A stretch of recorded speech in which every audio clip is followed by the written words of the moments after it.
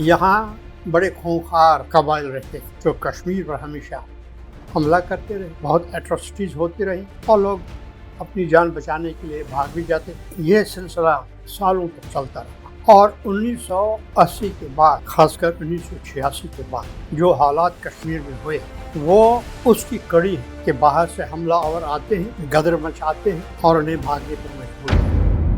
कश्मीर की बदकिस्मती ये हुई कि इल्हा के बाद जिन्होंने इल्हा किया उन्होंने ही इसकी जड़ें खोदनी शुरू कर। ये अजीब हादसा है कि जो लोग सेक्युलरिज्म और डेमोक्रेसी के नाम पर भारत से विलय कर चुके थे वही सेक्युलरिज्म के खिलाफ बातें करने लगे और वही डेमोक्रेसी को तोड़। मीडिया जो चाहे नेशनल मीडिया हो चाहे स्टेट मीडिया हो, वर्नाक्युलर हो या अंग्रेजी का मीडिया, उसने 1986 के ट्रेजेडी वाक़ात बिल्कुल बर्बाद, कहीं भी उसको पब्लिक डोमेन में नहीं। जो 19 जनवरी को जो हुआ कश्मीर में, उसमें एक भी पुलिस वाला बाहर नहीं आया। कैंटोनमेंट में जो आर्मी थी उनको हुक्म दिया गया कि आप बाहर नहीं निकलेंगे और आपने ये कहा होम मिनिस्ट्री से हुक्म आए थे ये, तो आप क्या डायरेक्टली ये बोलना चाहते हैं कि मुफ्ती का इसमें हाथ था, क्योंकि होम मिनिस्टर तो वही थे। मुफ्ती साहब को कश्मीर की फिक्र नहीं थी जब कश्मीर जल रहा था। उन्हें फिक्र थी कि इस मखमसे के नतीजे में कहीं उनकी कुर्सी न निकल जाए, तो उन्होंने अपनी बेटी को अगवा करवाया, ड्रामा बनाया, सैफुद्दीन सोल से टेलीफोन करवाया नवाज शरीफ को कि भाई इनको छोड़ो, छुड़वा दो, छुड़वाया और हीरो बन गए, कुर्सी बाहर। नमस्कार श्रोताओ, आज के इस एपिसोड में हम बातचीत करेंगे डॉक्टर केन पंडिता जी से। डॉक्टर केन पंडिता का इंट्रोडक्शन मुझे लगता है ज़रूरी नहीं है, क्योंकि पूरी दुनिया उनको जानती है। वो एक राइटर हैं, कॉलमनिस्ट हैं, वो पर्शियन लैंग्वेज के मास्टर हैं, वो ऑथर हैं, कई किताबों के ऑथर हैं। उन्होंने कश्मीर के मामले को बहुत करीबी से देखा भी है और एनालाइज भी किया है। वो पर्शियन लैंग्वेज के एक मास्टर रह चुके हैं और ईरान में उन्होंने पढ़ाई करी है। फिर बाद में वो सेंट्रल एशियन स्टडीज़ जो कश्मीर यूनिवर्सिटी में थी उसके डायरेक्टर भी बने थे और कई सालों से वो कश्मीर के, खासकर पलायन के बाद, कश्मीरी एक्सोडस के बाद कश्मीर के विषय में उन्होंने गहराई से चिंतन किया है। कई स्थानों पर बोला है, कई प्लेटफॉर्मों का इस्तेमाल किया और वो एक पद्मश्री भी है। तो डॉक्टर साहब से हम बातचीत करेंगे 2-3 विषय के ऊपर। पहला, एक्सोडस के बारे में उनसे बातचीत करेंगे, ये हुआ क्यों, कैसे हुआ, और दूसरा जो इससे भी ज्वलंत एक मुद्दा है वो ये है कि कश्मीरी पंडितों की रिहैबिलिटेशन के बारे में वो क्या सोचते हैं, क्या ये पॉसिबल है, क्या अभी काफ़ी देर हो चुकी है, रिहैबिलिटेशन कैसे हो सकता है। तो इन सब विषयों पर हम डॉक्टर के एन पंडिता जी से बातचीत करेंगे। ओवर टू डॉक्टर के एन पंडिता।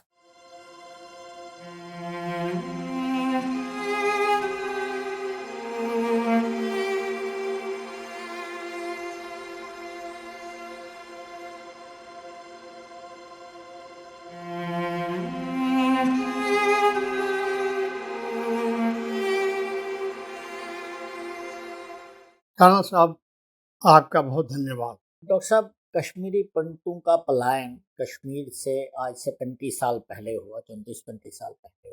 क्योंकि आप कश्मीर के हर पहलू से फेमिलियर हैं और आपने काफ़ी सारा लिखा भी है इसके विषय में, तो सबसे पहले हम जानना चाहते हैं कि वो परिस्थितियाँ क्या थी जिसकी वजह से हमें वहाँ से पलायन करना पड़ा, हमारी एथनिक क्लींसिंग हो गई, अगर आप मुझे कहने की इजाज़त दें तो।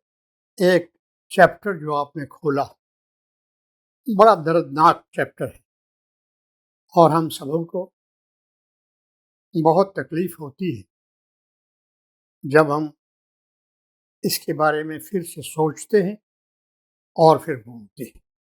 ये कौम जो है कश्मीर की, प्राचीन काल कौम, ये बड़ी तहजीब याफ्ता कौम, पढ़ी लिखी कौम, लेकिन जो बाहर के इलाके थे, नॉर्थ की तरफ, जिनको आप सेंट्रल एशिया कहते हैं, यहाँ बड़े खूंखार कबाइल रहते थे जो कश्मीर पर हमेशा हमला करते रहे और बहुत एट्रोसिटीज होती रही और लोग अपनी जान बचाने के लिए भाग भी जाते थे। ये सिलसिला सालों तक चलता रहा और 1980 के बाद, खासकर 1986 के बाद जो हालात कश्मीर में हुए वो उसकी कड़ी है कि बाहर से हमलावर आते हैं, गदर मचाते हैं और लोगों को उनकी बेबूदी को नेस्त नाबूद करते हैं और उन्हें भागने पर मजबूर करते हैं। कहा जाता है कि हमारे कई पलायन पहले भी हो चुके, लेकिन 1990 का जो है उसकी नौइयत बहुत मुख्तलिफ, उसमें बड़े इंटरनेशनल फैक्टर्स इन्वॉल्व हैं। उन सबको जानना तो एक बड़ा लंबा काम है, लेकिन संक्षिप्त मुख्तसर में हम कुछ इशारे दे सकते हैं। हिंदुस्तान की तकसीम 1947 में हुई और 1948 में, 1947 के आखिर में 26 अक्टूबर 1947 को एक्सेशन हुआ और एक्सेशन के बाद हुकूमत कश्मीर के उस वक्त के पॉपुलर लीडर को प्लेटर पर दी गई। उसमें कोई शर्त व शराइत नहीं थी कि उसकी हैसियत क्या हो, किस हैसियत में वो हुक्म फरमा बन रहा है कश्मीर। पब्लिक पॉपुलर लीडरशिप तो ठीक है, लेकिन कानून भी अपनी जगह बहुत अहमियत रखते हैं। कश्मीर की बदकिस्मती ये हुई कि इल्हा के बाद जिन्होंने इल्हा किया, विलय के बाद, एक्सेशन के बाद, विलय के बाद, उन्होंने ही इसकी जड़ें खोदनी शुरू कर दी। ये अजीब हादसा है कि जो लोग सेक्युलरिज्म और डेमोक्रेसी के नाम पर भारत से विलय कर चुके थे, वही सेक्युलरिज्म के खिलाफ बातें करने लगे और वही डेमोक्रेसी को तोड़ दिया। और इसके बाद ये सिलसिला 1953 में तो शुरू हुआ था प्रैक्टिकली, लेकिन उससे पहले भी इसके आसार, इसके एलिमेंट्स देखे जा रहे थे। और उसके बाद ये जिसको कहते हैं कि नीचे की तरफ रुख करना, हालात के बदलना, ये चलता रहा, इसमें कहीं रुकावट नहीं है। मैं समझता हूँ कि दिल्ली में जो हुकूमतें आईं वो कश्मीर के मसले की गहराई में जाने की तकलीफ नहीं करती। या तो उनकी समझ से बाहर था या उनकी पॉलिसी थी, मैं नहीं कह सकता, मुझे पता। लेकिन अब ज़माना यही कह रहा है कि वो इस नासूर की तह तक जाने में नाकाम है और आखिरकार 1980 के बाद डेमोक्रेसी का खात्मा और सेक्युलरिज्म की तबाही, इसका दौर शुरू हुआ। इसकी पहली निशानी 1986 जबकि कश्मीर के जनूब के डिस्ट्रिक्ट, यानी हम डिस्ट्रिक्ट अनंतनाग में, दक्षिण में, जी, कम्युनल राइट्स हुए और माइनॉरिटी के मंदिरों को, प्रॉपर्टीज को तहस नहस किया जाने लगा। بدقسمتی یہ ہے کہ ڈیموکریٹ اسٹیٹ کنٹری میں میڈیا جو ہے، چاہے نیشنل میڈیا ہو چاہے اسٹیٹ میڈیا ہو، ریگولر ہو یا انگریزی کا میڈیا ہو، اس نے 1986 کے ٹریجڈی واقعات کو بالکل دبا دیا، کہیں بھی اس کو پبلک ڈومین میں نہیں لا۔ اس کی وجہ کیا؟ وجہ یہ تھی کہ کشمیر میں ایڈمنسٹریشن چلانے کی ایک خاص پالیسی، وہ پالیسی یہ تھی کہ میجارٹی کو خوش کیا جائے، ان کے جائز اور ناجائز مانگوں کو پورا کرنے کی کوشش کی جائے، چاہے اس میں باقی مائنورٹیز کو اذیت ہی کیوں نہ پہنچے۔ یہ تھا تھیوریٹیکلی اسپیکنگ، یہ تھا طریقہ پالیسی۔ ورنہ اگر 86 میں جو کچھ ہوا تھا اس کی تحقیقات ہوتی تو شاید جو کچھ 1990 میں ہوا وہ رک جاتا بہت دیر۔ اور پہلا شخص جس نے 1986 کے بارے میں آواز اٹھائی وہ گورنر جگموہن تھا۔ اور آپ جانتے ہیں کہ اس کا پاداش اسے کیا ملا، جو اس سلوک اس کے ساتھ کیا گیا وہ نہایت شرمناک ہے۔ آپ اس کی کتاب اٹھا کر پڑھ لیجیے، آپ دیکھیے وہ کن حقائق کا افشا کرتا ہے، بیان کرتا ہے، بولتا ہے، تو اس سے آپ کو پوری سمجھ میں آئے گی یہ بات کہ ایک ماحول بنایا جا رہا تھا جس میں کشمیر کی سب سے پاپولر پارٹی نیشنل کانفرنس اور ان کے حواری، ان کے حامی کانگریس، جو رسماً ان کو پاور میں رکھنا چاہتی تھی، ان کی ملی بھگت سے ایک پلان بنایا گیا کہ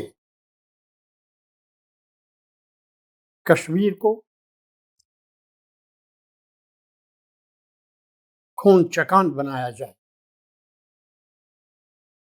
یہاں پر خون کی ہولی کھیلی جائے،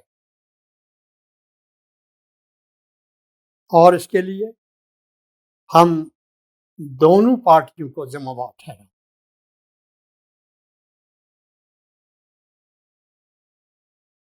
اس وقت کانگریس کی حکومت تھی دلی میں، یا کوئی اور حکومت تھی تو اس میں ان کی شرکت تھی، یا کوئی اور حکومت تھی، لیکن کلچر وہی تھا، کلچر وہی تھا، پالیسی وہی تھی۔ اب مجھے بتائیے کہ 1990 میں 19 جنوری کی رات کو ودروہ ہوا، پورے کشمیر میں ودروہ ہوا، اور سینٹر سے، ہوم منسٹری سے حکم ہوا کہ ایک بھی سپاہی سری نگر کنٹونمنٹ سے باہر نہ نکلے، حالات کو نارمل بنانے کے لیے ایک بھی پولیس آدمی نہ نکلے۔ پولیس والے بھاگ گئے پوسٹ چھوڑ کر، آرمی والوں کو بند کر دیا بادامی باغ میں، اور جو پار سے، سرحد پار سے مجاہدین آئے تھے انہیں کھلی چھٹی، لوٹ کرو، مار کرو، قتل کرو، ریپ کرو، نہ کوئی حکومت، نہ کوئی احترام، نہ انتظام، کچھ بھی۔ اور یہ قیامت ہندوؤں پر، مائنورٹی پر برس، اور جو باہر کے لوگ آئے تھے، یہ پلاننگ تھی، واقعی ایک پلان تھا KLF کو بنانے میں پلان تھا۔ میں آپ کو یاد دلاؤں، یہ 1990 کی بات میں کر رہا ہوں، لیکن 1974 में जब अभी शेख अब्दुल्ला ज़ेर हिरासत ही था, तो उनके फर्जंद अर्जमंद जो लंदन में ज़िंदगी बसर कर रहे थे और वहाँ पर सरहद पार के लोगों के डायस्पोरा के साथ दूध और शक्कर हो चुके थे। आप फारूक अब्दुल्ला की बात कर रहे हैं? जी सर। वो लंदन से चलकर मीरपुर में आए, एक अजीम जलसे में स्टेज पर चढ़ गए और कहा मिन जुमला दीगर बातों के, एक गन को हाथ में उठाया और कहा अगर हिंदुस्तान हमें आज़ादी नहीं देता तो हम इससे काम लेंगे, गन से काम लेंगे। वो वीडियो तो वायरल हो गया है, ये मैं नहीं कह रहा, आप सबों को पता है, दुनिया को पता है। आज वो साहब कह रहे हैं कि पाकिस्तान के साथ बात करो तब ये झगड़ा खत्म हो जाएगा, उस पर भी हम आ जाएंगे। तो जब कत्ल खून का बाजार गर्म हुआ कश्मीर में, एक मैं आपको इंटरवीन करता हूँ 1 मिनट के लिए। आपने ये बोला कि क्योंकि इसके विषय में ज़्यादा बात नहीं होती है, ना किसी ने इसके विषय में बात करी है, आपने ये बोला कि जो 19 जनवरी को जो हुआ कश्मीर में, उसमें एक भी पुलिस वाला बाहर नहीं आया। कैंटोनमेंट में जो आर्मी थी उनको हुक्म दिया गया कि आप बाहर नहीं निकलेंगे, और आपने ये कहा होम मिनिस्ट्री से हुक्म आए थे ये। तो आप क्या डायरेक्टली ये बोलना चाहते हैं कि मुफ्ती का इसमें हाथ था, क्योंकि होम मिनिस्टर तो वही थे? मुफ्ती साहब को कश्मीर की फिक्र नहीं थी जब कश्मीर जल रहा था 19 जनवरी। उन्हें फिक्र थी कि इस मखमसे के नतीजे में कहीं उनकी कुर्सी न निकल जाए, तो उन्होंने उस बात में लगे थे। तो उन्होंने अपनी बेटी को अगवा करवाया, एक ड्रामा बनाया, फिर सैफुद्दीन सोल से टेलीफोन करवाया नवाज शरीफ को कि भाई इनको छुड़वा दो, छुड़वाया और हीरो बन गए, कुर्सी भाग। ये उनका ये तो आप कह रहे थे सैफुद्दीन सोल ने पाकिस्तान के वजीर आज़म से बात करी? जी हाँ, उनके लायजान हैं, बाकायदा हमेशा उनके लायजान रहे हैं। कब उनका लायजान नहीं टूटा? हाँ। अभी मैं एक बात आपको और कहना, फारूक साहब आज हर मंच पर यही बोलते हैं कि पाकिस्तान के साथ बात करो, और अभी कल 2-3 दिन पहले कहा कि अगर बात नहीं करोगे तो कश्मीर दूसरा गाजा बनेगा। आप सुनिए, फारूक अब्दुल्ला 80 के ज़माने में, 86, 85 के ज़माने में, 87 के ज़माने में फारूक अब्दुल्ला का एक खुफिया रिप्रेजेंटेटिव बाकायदा पाकिस्तान के साथ लायजान बनाए रखा था, और वो हर महीने जाता और आता रहता था, और वो ISI के साथ प्लानिंग कर रहा था बाकायदा। और उनकी प्लानिंग जो थी वो 1989-90 में नमूदार हो गई। हम फारूक साहब से पूछेंगे कि अब किस लिए आप बात करना चाहते, आपका जो मकसद, आपका जो प्लान था वो तो पूरा हो गया 90 में। आपका प्लान था कि हिंदुओं में दहशत फैलाई जाए, माइनॉरिटी कम्युनिटी है, लूट आर्सन हो और उनको यहां से भगाया। ये प्लान तो आपने कर लिया, मुकम्मल हो गया। अब किस लिए बात करना चाहते हो? ये मैं आपके सवाल का जवाब उत्तर का जवाब दे रहा हूं कि पलायन क्यों हुआ। जब हमारी बेटियों को, हमारी बहनों को रेप हुआ, आरे पर काटा गया, बाजारों में फेंका गया, तो लोग जिनके पास चाकू भी नहीं था सब्जी काटने का, उनके लिए कौन सा चारा, कौन सा रास्ता, बगैर बजुज इसके कि वो कश्मीर छोड़े और जिसको जिस तरह से भागने का मौका मिले, रास्ता मिले, ट्रांसपोर्ट मिले, वो निकल जाए। घर छोड़ा, बार छोड़ा, तिजारत छोड़ी, बाग छोड़ी, नौकरी छोड़ी, सब कुछ छोड़ा, जाने मन पर आ गए। अपनी इज्जत बचाने के, जान से बढ़कर इज्जत बचाने के लिए पूरी कम्युनिटी वहां से निकली। और बाद में जब फारूक साहब ने जब देखा कि उनका काम 19 जनवरी को चलना शुरू हो गया प्लान, तो कहीं दाग न लगे, पकड़े न जाए, तो उन्होंने हवाई जहाज पकड़ा और लंदन पहुंच गए। गाफ खेलते रहे, ऐश करते रहे और कश्मीर में जो आग लगा दी थी, कश्मीर जलता रहा। आप जगमोहन को पढ़ लीजिए, मैं नहीं कहता।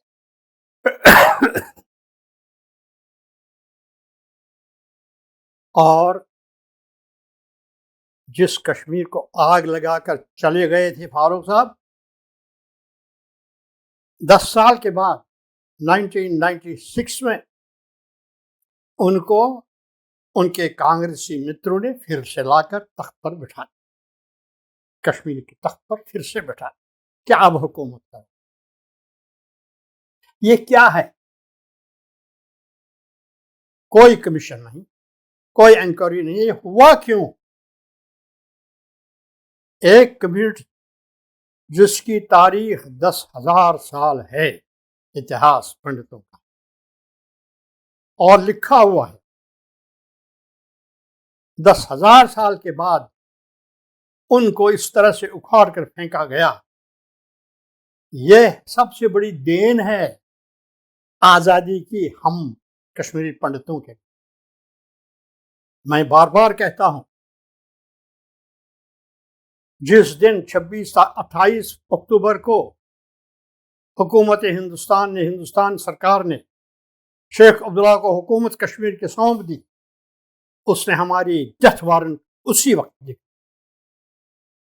तब से हमें कोई चैन का दिन, कोई चैन की रात नहीं मिली, और बिलाखिर आखिरकार अंत में हमें कश्मीर छोड़ना पड़ा। अब 35 साल हो गए, कोई आपकी बात करता है? कोई आपको वापस लेने की बात करता है?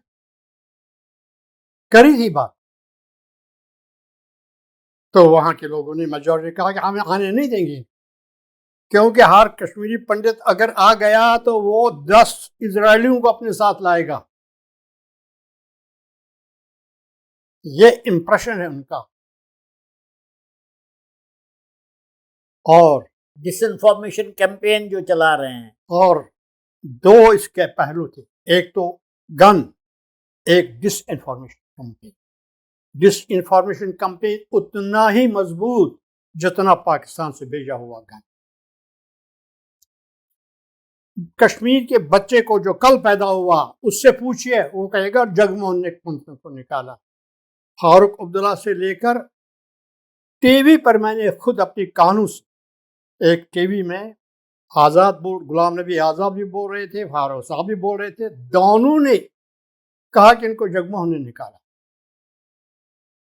यह एक चीफ मिनिस्टर जिनको इतना भी पता नहीं कि डेमोक्रेसी क्या है, पॉलिटिकल साइंस में पावर्स गवर्नर के क्या हैं, किस तरह ये निज़ाम चलता है, उससे कोई वास्ता। और वो आए कब? वो आएगा, ये सब कुछ।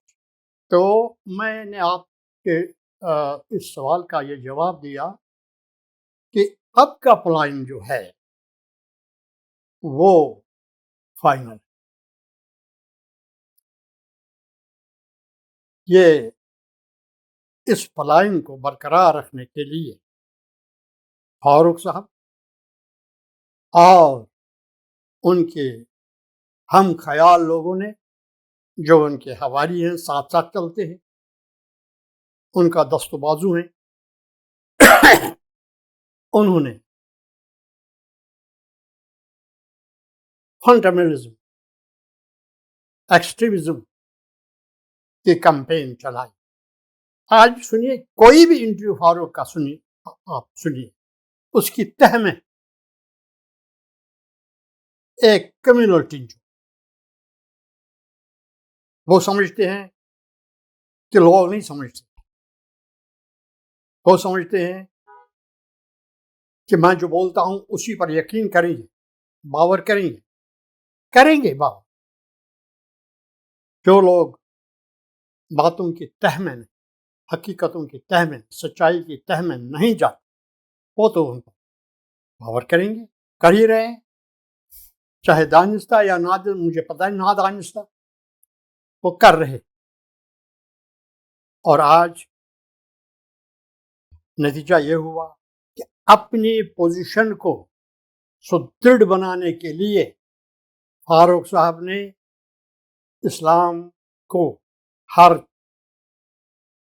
मोहल्ले तक पहुंचाया, हर घर तक पहुंचाया, हर रेस्टोरेंट तक पहुंचाया, हर किचन तक पहुंचाया, हर मार्केट तक पहुंचाया, हर ग्रोसरी शॉप तक पहुंचाया, हर चीज में जो वॉक ऑफ लाइफ है वहां तक पहुंचाया। वहां बात होगी पहले इस्लाम, क्योंकि यह उसके प्रोपेगेंडा को सुदृढ़ बनाता है, मजबूत बनाता है। अब मुझे बताइए कि हम में से यानी कश्मीरी पंडित जो निकले, सादा लवा होता है, जो आदमी किसी पेचुताब में न पड़े पॉलिटिक्स, सीधी सादी बात जो करता है, वो तो यही कहेगा मैं वापस जाना चाहता हूँ, अपने वतन जाना चाहता हूँ, अपने घर जाना चाहता हूँ। अरे घर कहाँ है तुम्हारा? वतन कहाँ है तुम्हारा? कल्चर कहाँ है तुम्हारा? कहाँ जाओगे? क्या करोगे वहां जा? समझ लो, वो चैप्टर बंद हो। अब हमारा पलायन हुआ, अब पलायन के बाद की लाइफ के बारे में बताइए। देखिए, पलायन में ये हुआ कि कश्मीर के पंडितों ने, चाहे वो गाँव में रहते थे, चाहे कस्बों में रहते थे या श्रीनगर में रहते थे, उन्हें बहुत अच्छी तरह समझ लिया कि ये एक बहुत बड़ी साजिश है और उनको ख़त्म करके जान से मार उनकी जायदाद पर कब्जा है और एथनिक क्लीनजिंग। और सबसे बड़ी बात, उनकी आबरू पर भी हमला है, क्योंकि कई अखबारों ने तो साफ साफ लिखा कि पंडित चले जाएं लेकिन मस्तूरात को यहीं छोड़, मतलब उनकी लेडीज को। लेडीज। तो इस शर्मनाक परिस्थिति में अब पंडितों के लिए और कोई रास्ता नहीं था कि वो अपने वतन को छोड़ दें, जाए पैदाइश को छोड़। तो किन पर से वो निकले? किसी को कोई गाड़ी मिली, किसी को बस मिली, किसी ने टैक्सी कर ली, कोई ट्रक में चला गया, कोई बैलगाड़ी में निकला, कोई टांगे पर चला गया। और इन तमाम मुश्किलात को झेलने के बाद ये तकरीबन 3 लाख के करीब, 3.5 लाख के करीब लोग कश्मीर छोड़कर जम्मू के लोगों ने उनकी बड़ी सहायता की, उनकी बड़ी मदद की। उनको जगह देने में, चाहे किराए पर था या चाहे सराय थी या कोई मंदिर थे। और ख़ासकर बीजेपी ने गीता भवन में एक ऑफिस खोला जहां उनकी रजिस्ट्रेशन होने लगी। मैं खुद लंबी 1 मील लंबी लाइन में खड़ा रह कर के लोग रजिस्टर करवाते थे, कितने मेंबर्स हैं, क्या है। ये काम बीजेपी ने किया।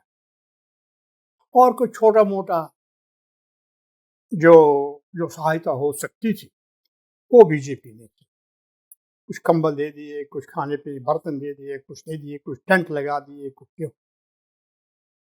और इस तरह से ये बेसहारा लोग 3-4 कैंपों में मुंतकिल हो गए और कैंप बन गए मुट्ठी का कम बन गया, बाकी कंपन बन गए, 3-4 कम। अब कैंप्स में क्या हुआ और क्या जिंदगी गुजरी है इनकी, वो अपनी जगह बहुत दर्दनाक दास्तान। जिन लोगों के पास 3-3 मंजिला मकान थे कश्मीर में, वो मर्द, औरतें, बच्चे एक टेंट में हैं, अंदाजा कर लीजिए। और फिर ऊपर से गर्मी का, जम्मू की गर्मी 45 डिग्री, सांप, कई लोगों को सांपों ने खाया, कई लोगों को बिच्छों ने खाया, बहुत लोग नहर में डूब मरे, ठंडे पानी में जाते थे नहाने के लिए, डूब मरे। तो ये सब सख्तियां उन्होंने झेली।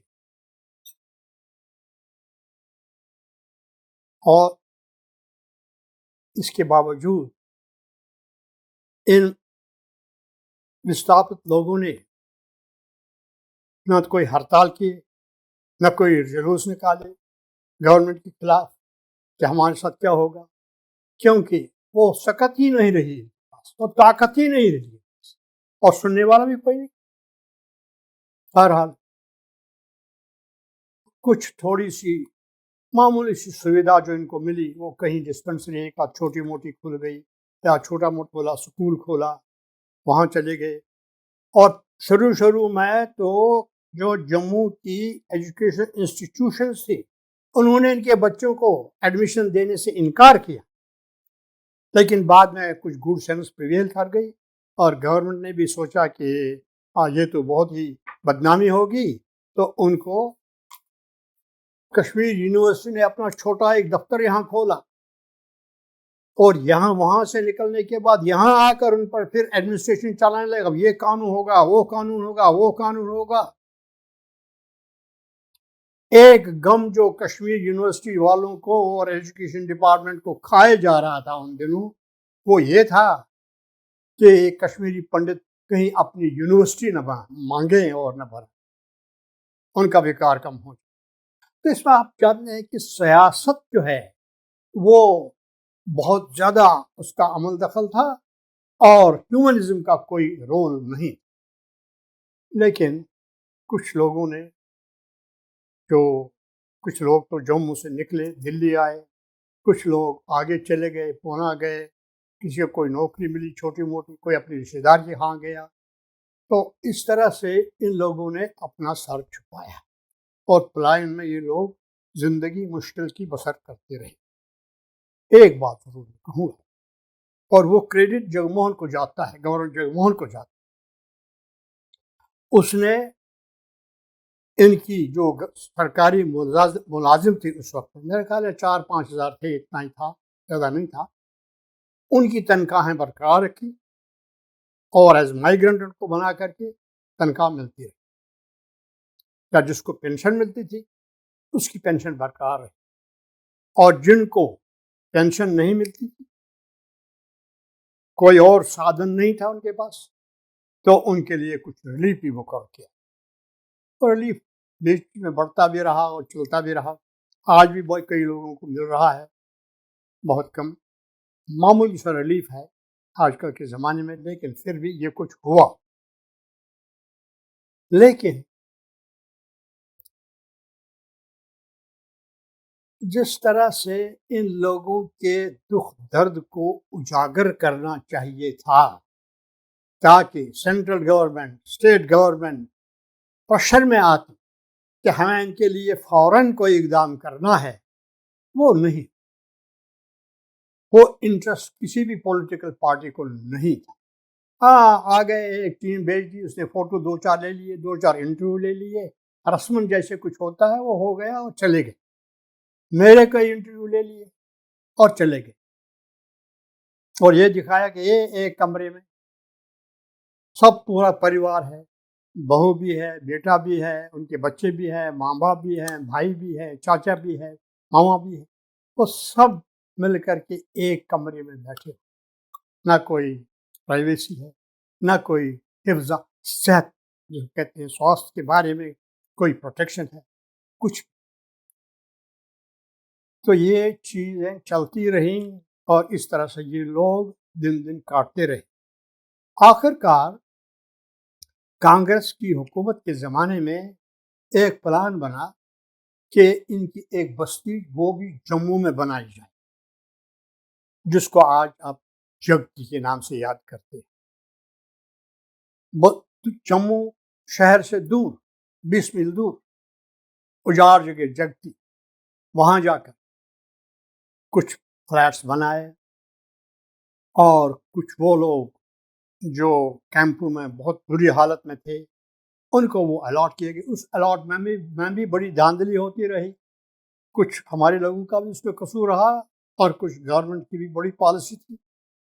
تو بیئر نیسیسٹی جس کو کہتے ہیں، کم سے کم ضروریات، پانی بجلی یہ چیز ان کو مل گئی اور کم اب ہماری 3-4 ہزار فیملیاں لگ بھگ جگتی میں رہتی ہیں، اور وہی اب سینٹر بھی بن گیا ہے اس کمیونٹی کے پالیٹکس کا بن گیا ہے۔ تو جو بھی جاتا ہے جگتی میں جاتا جگتی میں جاتا ہے، وہ کہتے ہیں جی ہم نے اتنا پیسہ یہاں سوشل سروس میں کیا، فوٹو کھینچا، تو it is become a place of photography کی جگہ بن، اور وہاں پر بھی جو لوگ ہیں اب ان کا بھی ویسٹڈ انٹرسٹ اسی میں ہو گیا کہ ابھی یہی ہو جاتا ہے۔ وہ تو ایک قدرتی بات ہے، ہیومن نیچر ہے۔ پھر جس نے دیکھا کہ مجھے اس طرح سے کچھ مل رہا ہے بینیفٹ ہوگا تو وہ اس کو پکڑ لیا۔ تو یہ تو ہو جاتا ہے، یہ کوئی بات نہیں ہے۔ ہم تو جو پیلسٹین میں ہوا ہے وہاں بھی ہوا یہی۔ اور جہاں تک میری نالج ہے، کافی سارے بچے وہاں سے نکل کر اب اچھے پڑھائی انہوں نے خوب اچھی کری، جو جگتی کے کچھ بچے ہیں، کافی سارے بچے وہاں سے نکل کر ایک بات کی بڑی پرشنسا کرنی ہوگی جو اس قوم کی ایک بڑی خصوصیت۔ دیکھیے، میں نے سنا ہے کہ بنارس میں جب کوئی ودیارتھی اپنی ایجوکیشن پورا کرتا تھا تو سرٹیفکیٹ دینے سے پہلے یا کنوکیشن کے وقت اسے ایک پریئر پڑھنا ہوتا تھا۔ کشمیر کی طرف منہ کر کے اسے پریئر پڑھنا تھا، نمستے شاردا دیوی کاشمیر پورواسنی۔ تو وہ یہ کہتا ہے کہ شاردا دیوی میں آپ کو نمسکار کرتا ہوں اور میں آپ سے پرارتھنا کرتا ہوں کہ مجھے ایک دان دی۔ وہ پیسہ دولت نہیں مانگتا ہے، وہ کہتا ہے مجھے ودیا دے دی، ودیا دانم دے، مجھے ودیا کا دان دے۔ یہ ہماری انہیریٹنس، پرمپرا، یہ ہماری پرمپرا ہے۔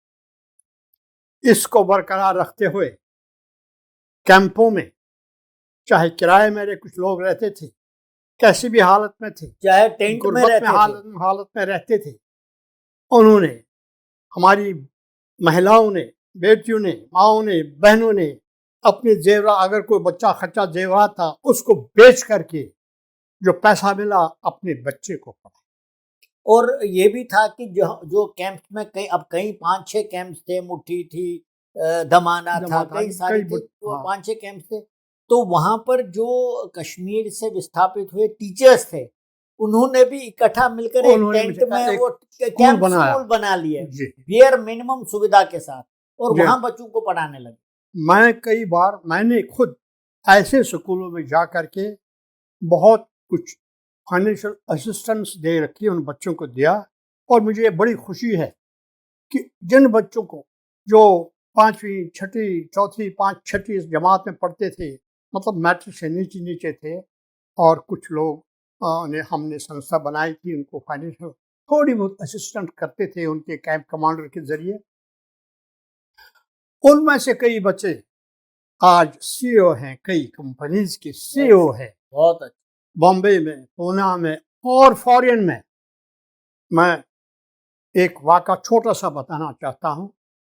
میں جموں میں بیٹھا تھا، یہ ان دنوں کی بات ہے، جون جولائی کا مہینہ، بڑی سخت گرمی تھی، دروازہ کھٹکا، ایک آدمی آیا، بڑی بری حالت، پسینہ بہہ رہا ہے، اور اس کے پیچھے ایک لڑکا ہے، میرا خیال ہے 11-12 سال کا لڑکا۔ تو اس لڑکے نے ایک किट, छोटी सी किट पहनी और फटी हुई शर्ट पहनी शॉर्ट्स निकल और एक चप्पल थी नायलॉन की जो आधी घिसी हुई थी, एड़ी घिसी हुई थी और बाल बिखरे हुए। उसने कहा, मुझे कहा कि ये मैं पढ़ाना चाहता हूँ, मेरे पास कोई गुजारा। खैर मैंने कुछ उसकी मदद की, स्पेशल मैंने किया उसको। वो लड़का आज CEO है एक बड़ी कंपनी और कोई 4 लाख 3-4 लाख वेतन खा ले। बहुत अच्छा, बहुत बढ़िया। ऐसे बेशुमार हैं हमारे। सब ये कैंप में पड़े हुए, इतनी मुश्किल में, इतनी मुश्किल, इतनी दुश्वार परिस्थितियों में। और मैं आपको एक और बात बताऊं कि ऐसे बहुत से लोग अमेरिका पहुंच गए और अमेरिका जाकर उन्होंने अपने रिश्तेदारों को जो गरीब थे रास्ता बना करके उनको भी दिया। हम पर किसी का एहसान नहीं। बिल्कुल, हमने जो कुछ किया अपने हाथों से, बिल्कुल, अपने बाजू से किया, सब कुछ झेला है हम, तब जाकर बना। और मैं और उम्मीद हूँ, विश्वास रखता हूँ ये कम्युनिटी और बढ़ेगी आगे। अब जो गया तो गया, उसको वापस लाया नहीं जा सकता, लेकिन जो बचा खुचा है इसको आप किसी कम वैल्यू से नहीं समझें। तो डॉक्टर साहब, जो आपने कहानियां बताई बहुत दुखद है ये, लेकिन साथ में मुझे लगता है हमारी कश्मीरी पंडित कम्युनिटी की रेजिलियंस के बारे में भी एक बहुत बड़ा उदाहरण है ये, कि किस प्रकार से बियर मिनिमम साधनों से और इनफैक्ट टोटल डिस्क्रिमिनेशन स्टेट से भी और लोकल एडमिनिस्ट्रेशन से उनके साथ हुआ, तब भी उन्होंने अपने पाँव पर खड़ा होकर आजकल वो हर एक जगह फैले हुए हैं और कम से कम उस पॉवर्टी से, उस मुसीबत से बाहर आए। तो इसके बाद के इवेंट या इसके साथ और कोई ऐसा कुछ आप बोलना चाहते हैं जो हमारे पलायन के दौरान, during this initial years of exodus, would you like? हाँ, मैं ये कह रहा था कि इतनी मुश्किलात के बावजूद पंडित कम्युनिटी ने हिम्मत नहीं हारी और अपने बलबूते पर आगे बढ़े, एजुकेशन का सहारा लिया, सब कुछ छोड़ा लेकिन एजुकेशन, विद्या को नहीं छोड़ा, और इस तरह से अपने बच्चों को सही डगर पर डाला। इस कम्युनिटी में बहुत सलाहियत, कैपेबिलिटी, हालात का काफ़ी असर होता है, वरना बज़ाते खुद ये कम्युनिटी बड़ी सलाहियत रखती है। और मैं इकबाल का शेर आपको याद दिलाऊं, नहीं है नाउमीद इकबाल अपनी किश्त वीरान से। किश्त कहते हैं खेती। आपको जानते हैं इकबाल के बाप दादा परदादा हिंदू थे, कश्मीरी पंडित। तो उस संदर्भ में कहता है, नहीं है नाउमीद इकबाल अपनी किश्त वीरान से, जरा नम हो तो ये मिट्टी बहुत जरखेज है साथ, थोड़ा सा नम हो तो ये बड़ी जर। आज वो नमी इनको मिली पलायन के बाद। हम चाहते हैं पलायन को भूल जाएं, हम चाहते हैं, हम प्रेरणा करते हैं कि भूल जाएं, क्योंकि हम ये चाहते हैं कि हमारे लोग अब अच्छी तरह समझ जाएं कि उनकी जंजीरें कट गई, उनकी बेड़ियां कट गई और वो खुली हवा में, खुली फिजा में परवाज कर रहे, और परवाज करें और बुलंदियों तक जाएं। ये हमारा मैसेज होगा इन बच्चों के लिए, जो आगे आने वाली नस्लें हैं उनके लिए। इसलिए मैं इस प्लान को पॉजिटिव रूप में भी देखता हूँ और कहता रहता हूँ। मैं हमेशा जब भी कभी हमारे लोगों की सभा होती है, मैं यही बात कहता हूँ अपनी माँओं से, बहनों से, बेटियों से, कि अपने बच्चों को सर्विसेज में डाल दो, IAS में डाल दो, IFS में डाल दो, आर्मी में डाल दो, पुलिस की तरफ डाल दो, صرف کمپیوٹر کے پیچھے مت پڑ جاؤ. آپ کے بچوں میں صلاحیت ہے. اور یاد رکھو اگر آپ 50 لڑکوں اور لڑکیوں کا ایک کاروان دیں گے جو IAS IFS کر سکیں تو اس ملک کی قسمت بدل جائے. یہ میرا وچار ہے, یہ میری سوچ ہے. تو اس لیے میں پلائن کو اس نگاہ سے بھی دیکھتا ہوں. ایڈورسٹی کو ہم کیسے اپرچونٹی میں بدلی کر سکتے ہیں. اوکے, اچھا ڈاکٹر صاحب, یہ ابھی ہم پلائن کے بارے میں بات ہوا. آپ پچھلے 34 سال میں 35 سال ہونے والے ہیں. میں آپ سے ایک پولیٹیکل سوال پوچھنا چاہتا ہوں کہ ہماری نیگلیکٹ ہوئی ہے. ہم مطلب سول سوسائٹی کی لیول پر, گورنمنٹ کی لیول پر, اسٹیٹ ہو یا سینٹرل ہو, ایسا کچھ تو آپ نے بتا دیا کہ یہ ایسا کیوں ہوا, لیکن اس کے ڈیپر پولیٹیکل ریزنز کیا ہیں؟ کیونکہ یہ اب وہیں تک سیمت نہیں, تو جوڈیشری میں بھی یہ ایسا ہی ہوا. آپ نے دیکھا ہوگا ہم نے جو PIL کیا تھا اس کے وشے میں 2 بار سپریم کورٹ نے منع کر دیا انویسٹیگیشن سے. تو اس پورے جو سلسلہ ہے کشمیری پنڈتوں کے برخلاف, اس کی بنیادی وجہ کیا ہے؟ کیا ریزن ہے ہم کو نیگلیکٹ کر دیا؟ تکو صاحب, آپ نے بہت معقول سوال اٹھایا. میں چاہتا تھا کہ آپ اس طرف آ جائیں. اس میں کوئی شک نہیں ہے کہ اس ملک میں کوئی بھی ہماری کمیونٹی کو ہمدردی کی نظروں سے نہیں دیکھتا ہے. اس کی کئی وجوہات. سب سے پہلی وجہ یہ ہے, اور آپ حیران ہوں گے کہ ہم سب پڑھے لکھے ہیں, سوچ والے ہیں, آرگیو کر سکتے ہیں پوائنٹ کو, آپ سے اختلاف بھی کر سکتے ہیں, آپ سے اپوزیشن بھی کر سکتے ہیں, آپ کے ساتھ بھی چل سکتے ہیں. یہ ایک وجہ ہے. ایک تو کہ ہماری ہائر لیول آف ایجوکیشن ہی ہمارے برخلاف ہو رہی ہے. ایک فارسی کی کہاوت ہے, اے روشنی یہ تب تو برمن بلا شدی, اے میری روشنی تو ہی بلا مجھ پر بن گئی. ایک تو یہ وجہ. دوسری, ایک ہمارے خلاف پروپیگنڈا کیا گیا کہ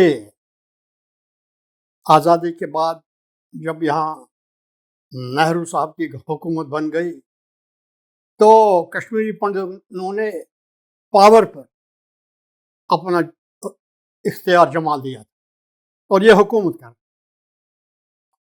2-4 IAS لوگ تھے, آف کورس کوئی شک نہیں, اونچی پدی پر تھے, اور اس رشتے سے کہا کہ یہ سب کشمیری پنڈت جو ہیں انہوں نے ہی پاور کو اپنے پاس کنسنٹریٹ کیا, مونوپولی بنائی. اب پہلی بات کہ کتنے تھے. گورنمنٹ آف انڈیا اتنی بڑی ہے, 4, 5, 6, 10 بھی ہوں تو اتنی کون سا بڑا؟ نہیں, ہم نے تو 10 سنا ہے, ہم نے 2-4 ہی کا نام سنا ہے. اور دوسری بات کہ کیا ریئل پاور کس کے پاس ہے؟ ریئل پاور الیکٹڈ لیڈر کے پاس ہے, وہ بیوروکریٹ کے ہاتھ میں نہیں ہے. ہاں, بیوروکریٹس کے پاس کانسپیریسیز کرنے کا پاور ہے, اور ایک کانسپیریسی یہ کی کہ ہم کو بدنام کیا, انہوں نے پاور سنبھالا. اب جس کو دیکھو وہ یہی کہتا ہے کشمیری پنڈتوں نے حکومت کی. 90 میں جب وہ زمانے وہ ڈیفینس منسٹر تھا جارج فرنانڈس, وہ سری نگر آیا تو اس کے بعد اسٹیٹمنٹ دیا سری نگر میں ہی کہ یہ اپدرو یہاں اس لیے ہوا ہے کہ یہاں پر سب نوکریاں کشمیری پنڈتوں کے ہاتھ میں. یہ ہے لیول ایک منسٹر, ڈیفینس منسٹر. تو باقی تو آپ کو پتہ ہی, اس میں کمیونسٹوں کا بہت بڑا رول بھی ہے. اور عجیب اتفاق یہ ہے کہ ہم لوگ ہی تھے جنہوں نے جو کمیونسٹ بن کر کے اس شیخ بات عبداللہ کو سپورٹ کیا، اس کو آگے بڑھا۔ ایبسلیٹلی، کیونکہ میں دیکھتا ہوں جب مسلم کانفرنس سے شیخ عبداللہ نے نیشنل کانفرنس بنائی اور نیا کشمیر کا ڈاکومنٹ کیا، اس میں کئی سارے نامی گامی انٹلیکچوئل کشمیری پنڈت ہی تھے جنہوں نے اس نیریٹو کو آگے بڑھایا۔ اور ایک بات جو میں آپ کو بتاؤں، یہ بہت کم لوگوں کو، لگ بھگ نفی لوگوں کو، زیرو لوگوں کو پتا ہے، لیکن میں آپ کو بتاتا ہوں کیونکہ فرام ہارسز ماؤتھ بتاتا ہوں۔ یہ نیا کشمیر مینیفیسٹو کس نے لکھا؟ کہا جائے بیدی نے لکھا۔ ایکچولی یہ سب نانسنس ہے۔ اچھا، یہ ہمارے لیٹ رینا صاحب رینا نے ریڈیو ٹاک میں کہا کہ یہ میں نے ڈرافٹ، اور مجھے پرسنلی، میرا ہمسایہ بھی تھا سری نگر میں، بال گاٹ میں رہتے تھے، اور مجھے پرسنلی کہا کہ یہ میں نے ڈرافٹ میں نے بنا۔ پھر میں نے، کیونکہ میں ان دنوں سینٹرل ایشیا سے آیا تھا، تو وہ مجھے اکثر بلا کر کے مجھ سے باتیں کرتے تھے، پوچھتے تھے سینٹرل ایشیا کے بارے میں۔ تو ان باتوں کے دوران انہوں نے ایک بار مجھے کہا کہ یہ مینیفیسٹو میں نے بنایا اور میں نے ازبیکستان کے کانسٹیٹیوشن سے لے لی، اس کو جا کر کے پڑھو۔ اور جب میں نے وہاں کا کانسٹیٹیوشن پڑھا، میں حیران ہو گیا، یہ تو بالکل ورڈنگ تک وہی ہے جو اس نے وہاں سے لے لی ازبیکستان کے کانسٹیٹیوشن سے۔ آج بھی اٹھا کر کے دیکھ لیجئے، اور نام بیدی کا ہو گیا، کیونکہ رینا صاحب بڑا وہ بیک بینچر تھے، وہ کسی بھی حالت میں سامنے نہیں آنا چاہتے تھے۔ میں نہیں سمجھتا کہ ہماری قوم 1000 سال تک دوسرا رینا پیدا کرے۔ اچھا جی ایسا، میں ایک کہانی رینا آپ کو بتاؤں، ان کا کیا بیک گراؤنڈ؟ ہاں یہ میں بتاؤں۔ وہ الہ آباد میں پڑھتے تھے، اور دوارکا ناتھ کاچرو اس کا کولیگ تھا، اور ڈی پی در تو بعد میں آیا، تھوڑا جونیئر تھا۔ نہرو نے آنند بھون میں ایک برانچ کھولی تھی، وہ جس کو وہ سیکولرسٹ برانچ کھولی تھی، تو اس کا انچارج بنایا تھا ایک اشرف علی تھا، وہ راجستھان تھا، لیفٹسٹ تھا، اس کو بنایا تھا انچارج، اور اس کا لائبریرین بھی تھا، نہرو کی بڑی لائبریری تھی۔ اور یہ لڑکے اس کے انفلوئنس میں آ کر کے آنند بھون میں جا کر اس لائبریری سے کتابیں بھی پڑھتے تھے، جو نہرو کی پرسنل لائبریری میں تھی۔ اور رینا صاحب نے مجھے پرسنلی بتایا ہے کہ اس نے کئی ایسی کتابیں بھی پڑھی جہاں نہرو نے اپنی پینسل سے بائیں طرف اس کے حاشیے میں نوٹ لکھا تھا، چھوٹا چھوٹا نوٹ، وہ بھی پڑھی۔ اس کے بعد اشرف علی نے اس کو ایک دن بلایا، کہا کہ یہ رینا صاحب یہ الہ آباد میں پڑھتا تھا، یہ ایم اے میں پڑھتا تھا، LLB کر رہا شاید۔ تو اس کو بلایا تو اس نے کہا کہ رینا صاحب، آپ کو پنڈت جی اپنا پرائیویٹ سیکرٹری بنانا چاہتے، کیونکہ کمیونیکیشن تھا اشرف اور پنڈت جی کے درمیان باقاعدہ میڈیٹر۔ ہاں، یہ 46 کی بات ہے، 46 یعنی آزادی سے 1-1.5 سال پہلے، جب انٹرم گورنمنٹ بنی تھی۔ اور رینا صاحب نے مجھے پرسنلی بتایا، وہ بہت کم باتیں کرتے تھے، بہت کم، لیکن مجھے خاص وجہ سے بہت پیار مجھے کرتے تھے، کیونکہ میں سینٹرل ایشیا کا ایکسپرٹ تھا، اور چونکہ میں ان کی زبان جانتا ہوں، تاجک بھی جانتا ہوں، بولتا ہوں، فصیح اردو، فارسی سے انگریزی سے بہتر بولتا، فارسی بھی، تاجک بھی، دری بھی، تینوں زبان، اس لیے بہت مجھ سے محبت کرتے ہیں۔ ان کے کہنے پر میں نے حافظ پر ایک اردو میں کتاب لکھی، تو انہوں نے مجھ سے کہا، میں نے ان سے کہا کہ مجھے جرت نہیں پڑتی تھی انہیں سوال کرنے کی، بڑے تھے، ایک ماؤنٹین تھے، میں کیا تھا، کچھ بھی نہیں۔ تو میں نے کہا اجازت ہو تو ایک گستاخی کرو، آپ نے کیوں انکار کیا؟ اچھا، انہوں نے منع کر دیا؟ انہوں نے منع کیا، میں نے تو میں نے پوچھا آپ نے منع کیوں کیا؟ تو جو جواب انہوں نے دے دیا وہ آپ کے تمام وہ ایک پوری کتاب ہے، ایک سینٹنس جو انہوں نے کہا، اور کہا آپ کو پتہ نہیں پنڈت جی جو ہے یہ ہاف بیکڈ سوشلسٹ ہے اور میں تو کٹر کمیونسٹ ہوں، اس کا میرا کیا جوڑ ہے؟ تو کچھ آپ خیال کیجئے کہ اس آدمی کی سوچ کتنی بلند تھی اور فورسائٹ کیا تھی کہ اتہاس نے ثابت کیا کہ ہاف بیکڈ سوشلسٹ، نہ ادھر نہ ادھر، نہ ادھر نہ ترشنکا، نہ آسمان پر نہ زمین۔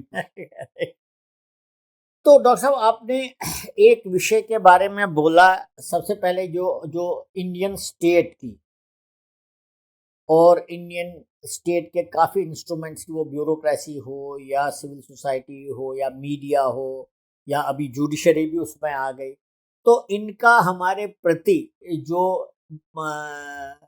ایٹیچیوڈ رہا ہے وہ بہت نیگیٹو رہا ہے، اور یہ تو سب کو معلوم ہے۔ اور اس کی سب سے پہلے ایک آپ نے کارن یہ بتایا کہ ایک بھارت میں جو بیوروکریسی ایک دھارنا چل رہی تھی کہ بھئی کشمیری پنٹو نے پوری بیوروکریسی کو ڈومینیٹ کر رکھا تھا، طاقت تو پوری انہی کے پاس ہے، تو اس وجہ سے تھوڑا ریئیکشن بھی ہو رہا تھا کہ اچھا ان کے پاس تو اتنی طاقت ہے، اب یہ سب خود ہی سفر کر رہے ہیں۔ حالانکہ آپ نے بولا کہ بیوروکریٹ تو ہمارے اتنے زیادہ نہیں تھے، کچھ ہی تھے، لیکن یہ ایک نیریٹو بنایا گیا۔ اور کیا وجہ ہے اس میں؟ ایک اور وجہ یہ ہے کہ ہم ووٹ بینک نہیں ہے کسی کی۔ ہندوستان کی آج کی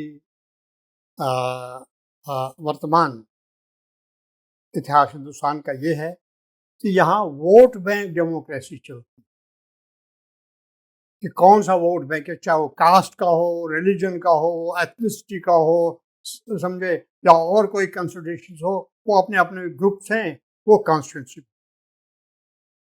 اب ہم لوگ کلچرلی بڑے اوریجنل کمیونٹی کے لوگ ہیں، ہماری زبان اپنی زبان ہے، ٹھیک ہے ہم ہندو ہیں لیکن ہندوازم کو ہم نے اپنی طرح سے مولڈ کیا، ہمارے ریچولز، ہمارے رائٹس، سب کچھ ایک اپنے انداز کے ہیں، اور شاید کسی حد تک ہم ہندو مین سٹریم سے تھوڑا سا ایک طرف بھی گئے ہیں، کیونکہ ہم نے بڑے فارین انویژنز دیکھے ہیں، سینٹرل ایشیا کے ہورڈز کے، ساکاز کا، سیتھینز کا، ہنز کا، منگولز کا، تیموریڈز کا، یہ سب کچھ ہم نے دیکھا ہے، اس سب کا پربھاؤ پڑا ہے ہم پر، اور اس طرح سے بنتے بناتے ایک ہمارا کلچر بن گیا، اور اس کلچر کے بہت سے آیام ایسے ہیں، ڈائمینشنز ایسی ہیں جو کامن ہیں، ہندو میں بھی ہے اور مسلمانوں میں بھی ہے کشمیر۔ تو اس طرح سے ہم اپنے آپ کو ایک خاص کیٹیگری کے لوگ سمجھتے ہیں، اور سنسکرت میں ہمارا کافی کنٹریبیوشن رہا ہے، بلکہ آپ یہ کہہ سکتے ہیں کہ سب سے زیادہ کنٹریبیوشن جو سنسکرت میں ہے وہ ہمارے کشمیری اسکالرس کا رہا ہے، ہندو پیریڈ میں رہا، چاہے وہ گرامر ہو، پوئٹری ہو، اتہاس۔ ہندوستان کا سب سے بڑا اتہاس کشمیری کلہن نے لکھا، یہ سب کچھ ہمارا کنٹریبیوشن۔ یہ کنٹریبیوشن عام طور پر اپریشیٹ نہیں کیا، جیلس ہے، ہیومن نیچر ہے، اس میں ہندو مسلم کا سوال نہیں ہے، اس میں جیلس ہے، ہیومن نیچر۔ یہ بڑا پڑھا لکھا پن، اور آج بھی ہماری عام کہاوت ہے وہ بڑا پنڈت تھی، بڑا پنڈت آ گئے، پنڈت کو تھوڑا سا حقارت سے دیکھتے، دانا ہے، سمجھدار ہے، مین سٹریم سے ہٹ کر ہے، یہ وہ، تو یہ ایک وہ ایلیمنٹ بھی رہا ہے۔ ہماری بدقسمتی یہ رہی کہ کشمیر میں اسلام کے آنے کے بعد، وہ 339 کے بعد، ہم لوگوں کو اس زمانے کے مطابق رولر شاسنکاروں نے فوجی خدمات سے الگ کر، اور ہم جن کی اتنی زبردست فوج رہے ہیں وہ فوجی نہیں رہے، اور انہوں نے مجبوراً یہ پڑھنے لکھنے کا کام اسی میں جو اور کسی ٹریڈ میں نہیں لگے اپنی، کیونکہ وہ آبادی ان کی گھٹتی گئی، کنورشن ہوتا گیا ماس اسکیل پر، اور اب ان کا جو ایسپریشن تھا وہ سروائیو، کس طرح میں سروائیو کا، تو اس سروائیو کے بہانے انہیں جو ملٹری کوالٹیز تھی وہ ختم، وہ بہت افسوس رہا اس لیے So the ability to stand up to injustice وہ بھی weakened considerably، کمزور پڑ گئے، کمزور، اور اس لیے ووٹ بینک اب بھی ووٹ بینک، کیونکہ ان کے اندر بھی خود ہی ہے، ان کے اندر وہ تو چھوڑتے نہیں، وہ اس لیے وہ کسی کے ووٹ بینک نہیں بنے۔ کچھ لوگ ہمارے گئے، کچھ این سی میں بھی گئے، کچھ ادھر بھی گئے ادھر بھی گئے، کانگریس، لیکن وہ ایک آئیڈیولوجیکل کمبینیشن نہیں ہے، وہ تھوڑا سا انڈیویجولزم ہے، انڈیویجول پروفٹس کسی نے دیکھا، کمیونٹی کا کوئی لینا دینا کمیونٹی کے بیسس پر نہیں، جو ایک ڈائریکشن ہونا چاہیے تھا وہ نہیں، خاص کر جو پچھلے کئی سالوں سے ہندوستان کے پالیٹکس میں چل رہا ہے کہ اگر آپ کے پاس بہت بڑا ووٹ بینک ہے تو آپ کچھ بھی ہو، آپ آٹومیٹکلی اس کے ریپرزنٹیٹیو بن جائیں۔ اب آپ کہیں بھی جائیں، کوئی بھی ڈیلیگیشن، تو چاہے وہ بی جے پی کے اتھارٹیز ہوں، نیشنل کانفرنس کے اتھارٹیز ہوں، کچھ بھی کانگریس کے ہوں، تو پہلا ہی آپ سے یہ کہیں گے آپ تو بٹے ہوئے ہیں، آپ تو کئی شاخوں میں بٹے ہوئے ہیں، آپ کی 10 آوازیں ہیں، آج آپ آئے کل دوسرا آئے گا، اور یہ باتیں کہیں گے آپ، اور یہ بھول جائیں گے کہ حریت کی 22 پارٹی کا یہ بھول جائیں گے، ان کو نہیں کہیں گے، حریت والوں کو ان کو جہاز بھیجیں گے، ہوائی جہاز، خدا کے لیے آپ مہربانی کر کے تشریف لائیے دلی 5 اسٹار ہوٹل میں، ہم آپ کو بٹھائیں گے، آپ سے بات، یہ نہیں کہیں گے کہ آپ 22 جماعتوں کی کمبینیشن ہے۔ یہ وجہ ہے کہ ہم لوگوں کو ایک الگ نظر سے دیکھا جاتا ہے، آج بھی دیکھا جاتا ہے۔ کیا کشمیری پنڈت، کشمیری ہندوز جو ڈسپلیسڈ ہے اپنے جگہ سے، کیا ان کی کوئی سمبھاونا ہے کہ وہ واپس جا کر کشمیر کو ریکلیم کرے؟ ایسی پاسبلٹی آپ کو کبھی دکھائی دیتی ہے؟ یہ پہلا سوال۔ جی، ایک مائنارٹی، وہ بھی مینسکول، یعنی بہت ہی معمولی مائنارٹی، ایک ہوسٹائل میجارٹی میں نہیں رہ سکتی، تبھی رہتی ہے جب اسے میجارٹی کا گڈ ول ہو، وہ good will totally absent Kashmiri پنڈتوں، اور یہ غلط نیریٹو پھیلایا ہے کہ یہاں بھائی چارہ تھا، یہاں سیکولرزم تھا، یہاں اکٹھے رہتے تھے، یہاں ایک ہی فائن پر جاتے تھے، یہ سب جھوٹ، بہتان، بے معنی، ہسٹری کا کوئی بیسس۔ اس لیے جب ہندوستان کا بٹوارا ہوا مذہب کے بنا پر، ایک غلط اصول کو لے کر کے شیخ عبداللہ نے اپنی سلطنت بنانے کے لیے کہا جی میں ہندوستان سے کر رہا ہوں، ایکسیشن کر رہا ہوں، کیونکہ میں سیکولرزم میں اور ڈیموکریسی میں بلیو کرتا ہوں، پاکستان نہیں کرتا، جبکہ اسے معلوم تھا کہ پاکستان سے کرے گا۔ It was purely based on personal interest, کیونکہ اس کو معلوم تھا کہ پاکستان میں اس کی چلے گی نہیں، کچھ بھی نہیں چلے گی، کوئی مانے گا ہی نہیں اس کو۔ آج بھی فاروق عبداللہ کہتا ہے پاکستان سے بات کرو، کیوں؟ کیونکہ فاروق عبداللہ کو پتہ ہے کہ زمانہ بدل گیا، ڈائناسٹک رول ختم ہو گئی، اور اب میرے لیے بچنے کا ایک ہی راستہ ہے کہ پاکستان مجھے بیل آؤٹ کرے، ہم بات کریں گے، وہ یہ ٹھیک ہے فاروق صاحب نے ہمیں سزا کروا دی، اب اس کو حکومت کرنے دی، وہ اپنے خاندان کی ڈائناسٹی میں لگا ہوا ہے، اسے کیا پتہ ہے سیکولرزم کیا ہے کیا نہیں۔ تو اس لیے یہ تمام ان حالات میں ہمارا واپس جا کر کے وہاں رہنا کسی بھی ہسٹری کے ایونٹ سے اس کو سپورٹ نہیں ملے. نمبر 2، اسلام مذہب نہیں ہے. اس غلط فہمی میں نہیں رہیے، سمجھ جائیے.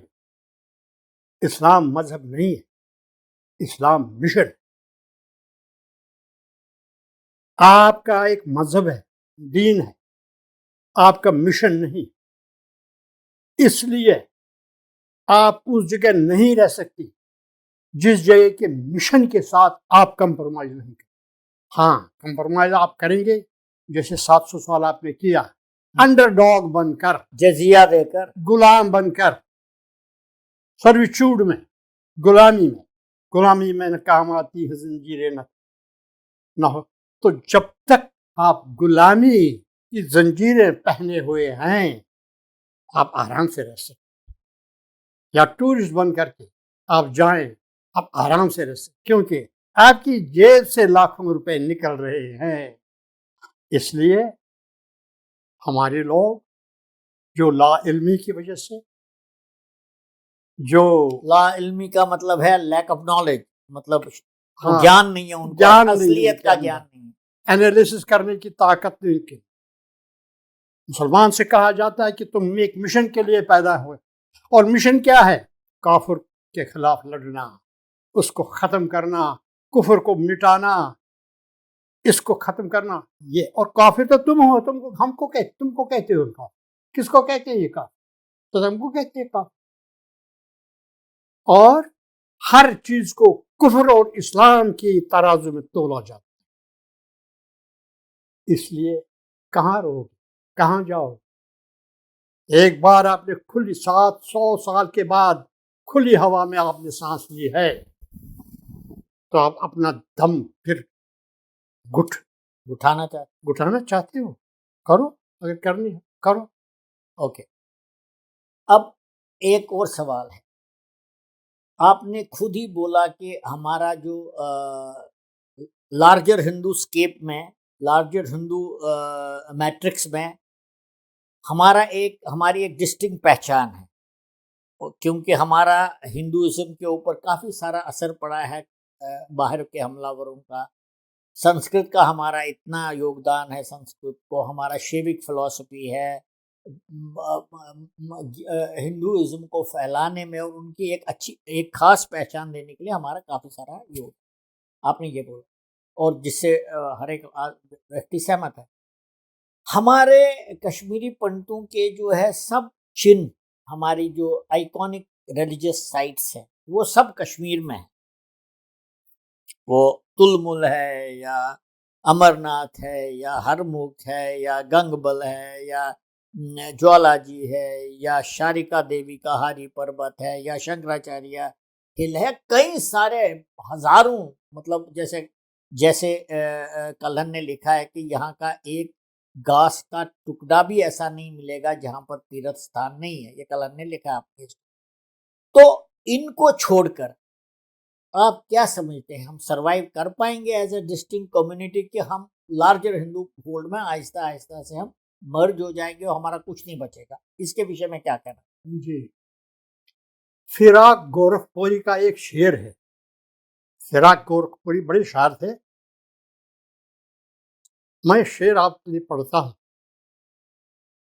اور میں سمجھتا ہوں آپ کے پورے سوال کا جواب اسی میں ہوگا.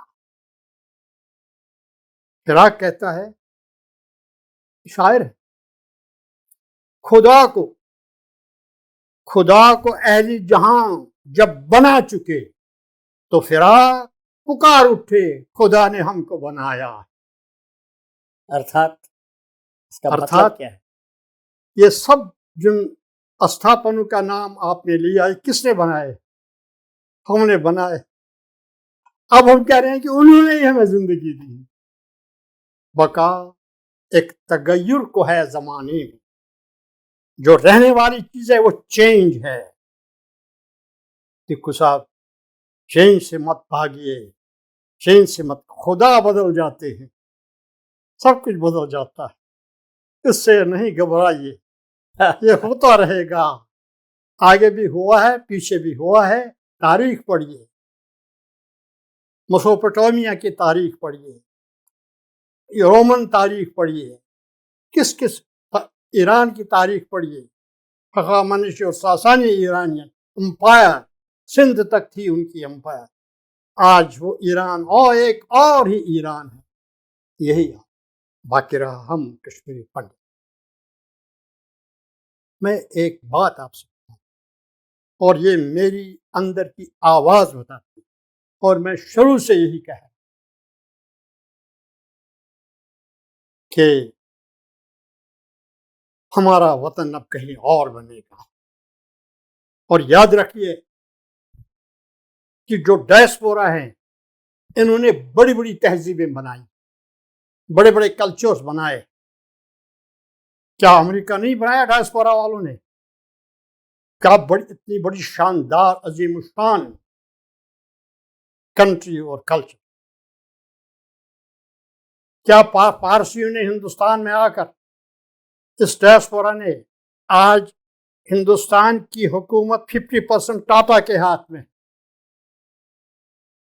हम कोई कम नहीं, हमारे लोग जो डायस्पोरा में हैं, अमेरिका में हैं, यूरोप में हैं, ऑस्ट्रेलिया में है, न्यूजीलैंड, एक जो, क्या सिखों ने नहीं बनाया कनाडा में हुकूमत?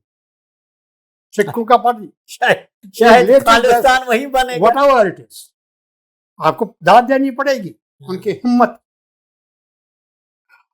क्या हमारे लोगों में क्यों नहीं है वो? हम क्यों उनसे नहीं नंबर, है? हमसे नंबर में भी है ज्यादा, उनसे हमारे डायस्पोरा में उनसे पैसा। मैं एक अमेरिका में एक मेरे अजीज ने बोला, मैं एक दोस्त के घर में बैठा था, तो उसने मुझे कहा, बातों बातों में, मैं नाम नहीं ले सकता, दोस्त है सब, उसने कहा ये जो मेरा दामाद है, तो आपका क्या विचार है कि इसकी प्रॉपर्टी, इसकी दौलत कितनी होगी? मैंने कहा बहुत बड़ी दौलत होगी, करोड़ों में। कहा क्या बात करते हो, करोड़? कभी नहीं निकलोगे बाहर इन करोड़ों से, अरबों की बात, खरबों की बात करो। मैं आपसे ये कहता हूं कि उनसे ज्यादा कनाडा के या बाकी, या उनसे ज्यादा हमारे अंदर क्षमता है फाइनेंशियल। ये नहीं जो करते, ये जो व्यक्ति था, ये कश्मीरी नहीं था, करते नहीं, कश्मीरी नहीं था ये, जी, जिसके विषय में वो बात कर रहा था वो कश्मीरी नहीं था, नहीं था।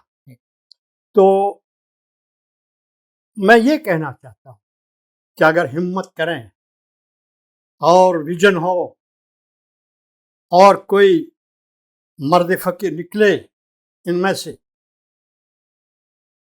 तो ये कोई ताज्जुब नहीं कि एक वक्त अमेरिका का प्रेसिडेंट कोई कश्मीरी पंडित होगा डायस्पोरा। आपके मुंह में घी शक्कर।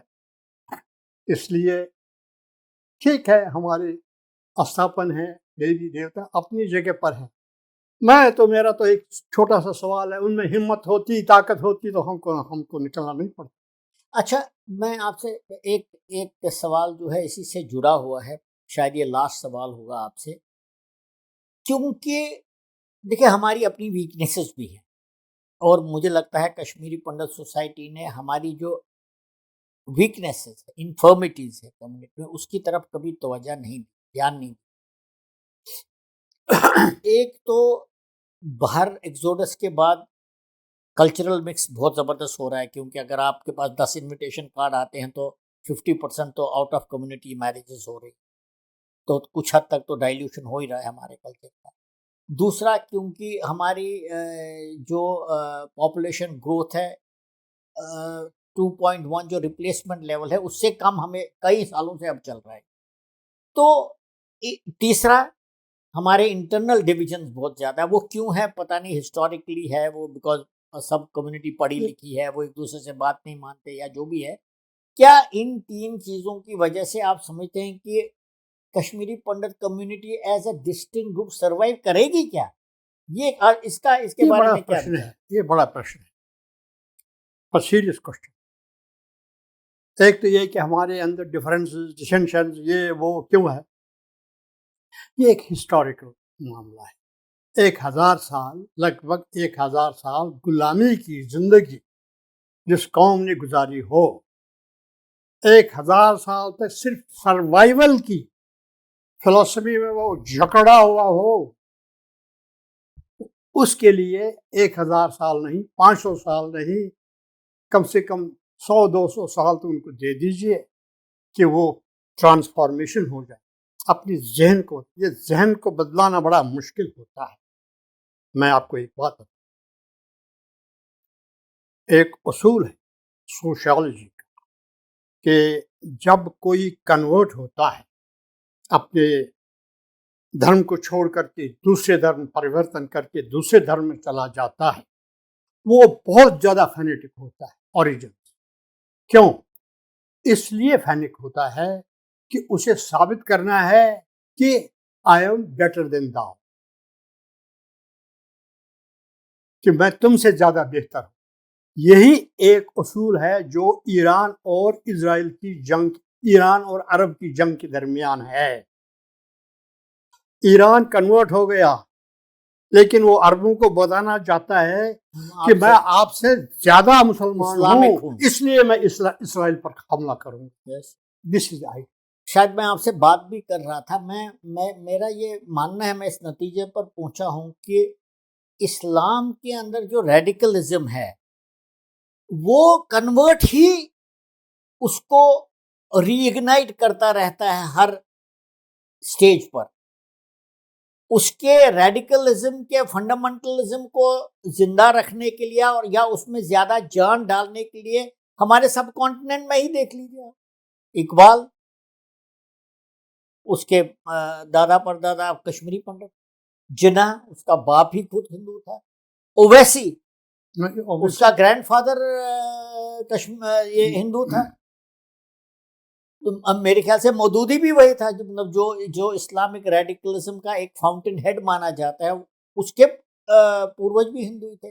تو میں مانتا ہوں کہ یہ جتنے بھی اسلام کا ایک سیلف ریپلیکیٹنگ ایک سسٹم ہے جو ریڈیکلزم کو زندہ رکھتا ہے، اور اس میں سب سے بڑا یوگدان کنورٹس کا ہے. جیسے آپ نے بتا دیا، یہ تھیری تو کرے. بالکل. آپ دیکھ لیجئے کنورٹس میں ایران آتا ہے، یہ ایرین اوریجن کے ہیں، یہ ایرین سٹاک سے ہیں ایرانینز. افغانس، پاکستان، سینٹرل ایشیا، پورا سینٹرل ایشیا یا تو یہ ٹرکو منگولائٹ ریس کا ہے یا ایرین ریس کا ہے. تاجکستان ایرین ریس کا ہے، ازبکستان ٹرکو منگولائٹ ریس کا ہے، یہ ہے. اور ہندوستان کشمیر، یہ دیکھ لیجیے، یہ سب ایرین ریس ہے، پوری ایرین ریس اوورال. اور یہ کنورٹ ہو گئی. اس پوری ریس کے ایک درد اندر لگا ہے کہ ہم مسلمانوں جو عرب مسلمان ہیں ان سے بڑھ کر کے اور یہ الگ بات ہے کہ عرب ان کو مانتے ہی نہیں مسلمان. اب عرب جو ان کو مسکین کہتے ہیں، مسکین کہتے ہیں. سعودی عرب ہندوستانی پاکستانی کو تو مسکین کہتا ہے. اور حیران ہوتے ہیں. اور میں دیکھتا ہوں کہ جب بھی آپ انٹرنیشنل فلائٹس میں جاتے ہیں کہیں، آپ کو دور سے پتا چلے گا یہ مسلمان جو ہے سب کانٹیننٹ کا ہے. سب کانٹیننٹ کا ہے. وہ بیکاز اس کی وہ ریڈیکل جو سمبلز ہیں وہ they are visible on his face, in his clothing, in his dress, in his demeanor. And یہ ایک بڑی ودمنا ہے. یہ عرب، یہ جو ہے یہ عربستان اور ایرانستان، یہ وہی ایتھنک ریشل جو ہے نا، یہ وہی مسئلہ ہے. اچھا یہ بتائیے ساتھ میں کیا یہی ایک وجہ ہے کہ جو کنورٹ اپنے آپ کو زیادہ اسلامک مانتا ہے کمپیئر ٹو ون جو کئی 100 200 300 400 سال سے آلریڈی مسلمان ہیں، تو ان کی جو اسٹیٹس میں جو کمپلیٹلی اسلامک ہے، جہاں کوئی دوسرا رہتا ہی نہیں ہے، وہاں پر بھی کنفلکٹ کی جڑ یہی ہے کیا؟ یہ سائیکی میں چلا گیا ہے نا، یہ تو جینز میں چلا گیا ہے نا. دیکھیں ایک غالب کا ایک شعر ہے، میں اس کا ٹرانسلیشن بتاؤں گا. فارسی میں ہے تو آپ فارسی میں بتائیے پھر. ہاں. بامن میامیز اے پدر فرزند آذر را نگر، ہر کس کے شد साहिब नजर दीने बुजुर्गां खुश न कर।